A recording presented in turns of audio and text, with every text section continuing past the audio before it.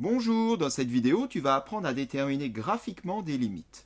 Donc ici, on a représenté une fonction f qui est donc définie sur l'union d'intervalles suivantes, moins l'infini, moins 4. Donc ici, on s'arrête à moins 4, ensuite elle n'est pas définie en moins 4. Moins 4, 5, donc dans cette zone-là, elle est encore définie, elle n'est pas définie en 5. Et ensuite, 5 plus l'infini, là, pas de souci. On va donc déterminer l'ensemble des limites aux bornes de son ensemble de définition. Et quand on aura fini ça, on va représenter le tableau de variation de notre fonction. Alors ceci, bien sûr, ça reste des lectures graphiques, on ne démontre rien, ce sont que des conjectures, on observe et on constate. On va donc commencer par déterminer les limites en l'infini, c'est ce qu'il y a de plus simple. En commençant par la limite en moins l'infini. Donc, je traduis l'écriture. Qu'est-ce qu'on peut dire de f de x lorsque x se rapproche de moins l'infini? Alors, se rapproche, tend vers moins l'infini, évidemment, pas question de l'atteindre, c'est l'infini.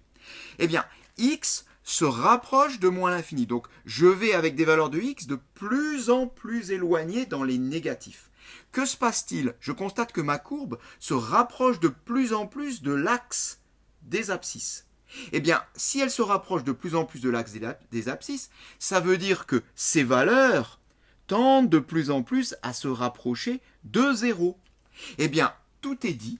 Lorsque x s'en va vers moins l'infini, f de x tend à se rapprocher de 0, donc la limite est égale à 0.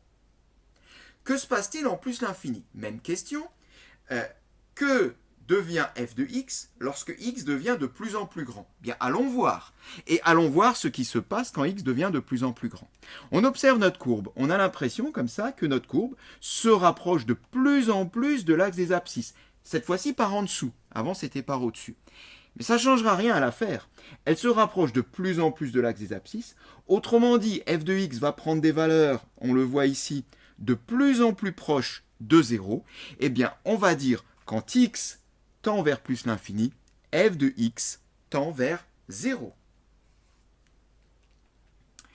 De ceci, on peut en déduire quelque chose que tu approfondiras un peu plus tard, peut-être c'est déjà fait, en tout cas il existe une autre vidéo qui traite de ce sujet, celui des asymptotes. Eh bien, lorsqu'on a une limite comme ça en l'infini qui se rapproche d'un nombre, là 0, eh bien cela signifie que la droite, ici, donc l'axe des abscisses, est asymptote à la courbe représentative de la fonction. C'est en fait un espèce de support. La courbe s'en rapproche sans jamais l'atteindre. Elle ne touche pas, à ne pas confondre une asymptote avec une tangente. Une tangente touche la courbe. L'asymptote ne touche pas la courbe. La courbe s'en rapproche infiniment près sans jamais l'atteindre. Cette droite, donc la droite ici d'équation y égale à 0, est asymptote en moins l'infini, on le voit, mais également en plus l'infini. Voilà, parenthèse terminée, revenons à nos limites. On voudrait maintenant la limite de f de x quand x se rapproche de moins 4. Alors, moins 4 est ici. Je vais donc faire rapprocher x de moins 4. Qu'arrive-t-il à f de x? Donc x se rapproche de plus en plus de moins 4. Je vais voir ce qui se passe sur ma courbe. Je vais donc me promener sur la courbe en me rapprochant de plus en plus de moins 4. Et là, je vois que plus x se rapproche de moins 4, plus je suis emmené vers le haut. Je vais terriblement vers le haut, je vais tellement haut que je vais tendre vers plus l'infini. Eh bien, cette fois-ci, c'est les valeurs de f de x qui se rapprochent de plus l'infini. Plus x se rapproche de moins 4 et plus la fonction se rapproche de l'infini. Mais attention, j'ai choisi ici de me rapprocher de moins 4 en partant ici de la gauche. Que se passe-t-il si je me rapproche de moins 4 mais en venant de la droite? Eh bien, on va faire la même chose. Je vais me rapprocher de moins 4 en venant de la droite et on voit que là encore, je suis amené à monter de plus en plus haut. Eh bien, qu'on se rapproche de moins 4 par la droite ou par la gauche, enfin plutôt par la gauche ou par la droite, c'est inversé dans la vidéo, eh bien, on est quand même emmené vers plus l'infini. On peut conclure que la limite de f de x, quand x se rapproche de moins 4, est plus l'infini. Alors, on a l'habitude de mettre le plus pour bien le distinguer de moins l'infini. Qu'en est-il maintenant ici en 5? On n'a pas encore étudié la borne 5. Donc, pour x égale à 5, que se passe-t-il? Alors, on va commencer, bien comme tout à l'heure, à se rapprocher de 5 mais du côté gauche. Donc, je vais me rapprocher de 5 et je vois, eh bien, comme tout à l'heure, que je monte de plus en plus vers l'infini. Mais cette fois-ci, quand je me rapproche de 5 par le côté droit, eh bien là, c'est l'inverse qui se passe. Regarde, je suis sur la courbe et je vais donc me rapprocher de 5.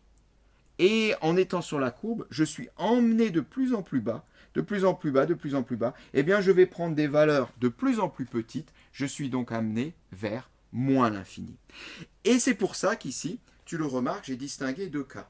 La limite quand x tend vers 5 avec des valeurs plus petites que 5, et la limite quand x tend vers 5 avec des valeurs plus grandes que 5. Eh bien, si je prends des valeurs plus petites que 5, on est parti vers plus l'infini, donc la limite de f, c'est plus l'infini.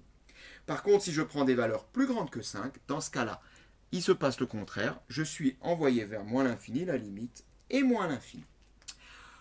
Pour conclure, un peu comme tout à l'heure, on remarque tout de même que ici et ici, quand on part là, vers plus l'infini, par exemple, eh bien on se rapproche de plus en plus d'une droite invisible. D'une droite invisible que je vais rendre visible.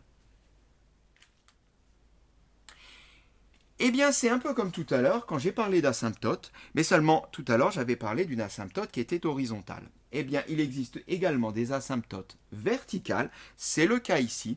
Cette asymptote a une équation, d'ailleurs l'équation x égale à moins 4, et on remarque que notre courbe se rapproche de plus en plus de cette droite tracée en rouge d'équation x égale à moins 4. On dira qu'en moins 4, la courbe admet une asymptote verticale d'équation x égale à moins 4. Et on peut faire strictement la même chose en 5, avec une petite différence tout de même, puisqu'on voit que cette fois-ci, on utilise les deux côtés de la droite comme support, puisqu'on se souvient qu'on n'avait pas la même limite suivant qu'on était à gauche ou à droite. On peut noter l'équation de cette droite, c'est x égale à 5. Voilà, on en a fini ici avec les calculs de limite. Maintenant, on pourrait représenter le tableau de variation de notre fonction. On va déjà préparer ce tableau de variation. Voilà, alors tu le remarqueras, j'ai pas mis la ligne de la dérivée comme tu l'as habituellement, c'est normal puisque là on va tout simplement conjecturer notre tableau de variation à l'aide du graphique et des limites aux bornes qu'on a déterminées tout à l'heure. Par contre, j'ai déjà fait figurer ici les bornes de l'ensemble de définition, mais tu le remarques là, j'ai laissé un tout petit peu de place, tout simplement parce que, on le constate, il y a un moment où les variations de la courbe changent, c'est ici, à ce niveau-là, on a un minimum relatif qu'on pourrait évaluer en 1. Donc à partir de là, eh bien, on pourrait faire figurer, d'ailleurs on doit faire figurer la valeur 1 dans notre tableau de variation, puisque les variations vont changer. La fonction n'est pas définie en moins 4 et en 5. Donc, il faudrait ici marquer des doubles barres pour bien rappeler qu'elle n'est pas définie. Voilà.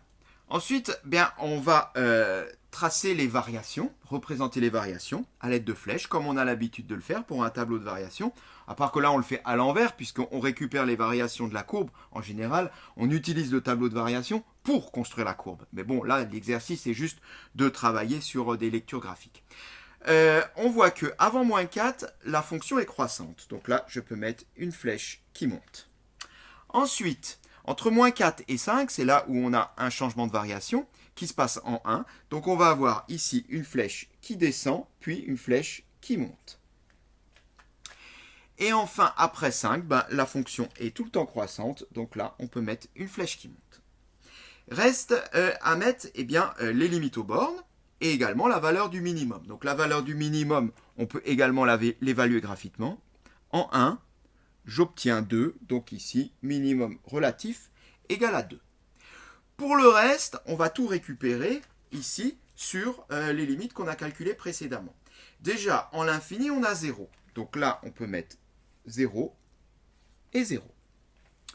En moins 4, on avait vu que ça soit à gauche ou à droite, de toute façon, la fonction partait vers l'infini, donc on peut mettre ici plus l'infini. En 5, bien là en 5 ça dépend. Si je suis avant 5, j'ai une limite égale à plus l'infini. Si je suis après 5, j'ai une limite égale à moins l'infini. Voilà, bien, notre tableau de variation là est complet, toutes les limites sont représentées, le minimum relatif, également les valeurs interdites, et cette séquence est terminée.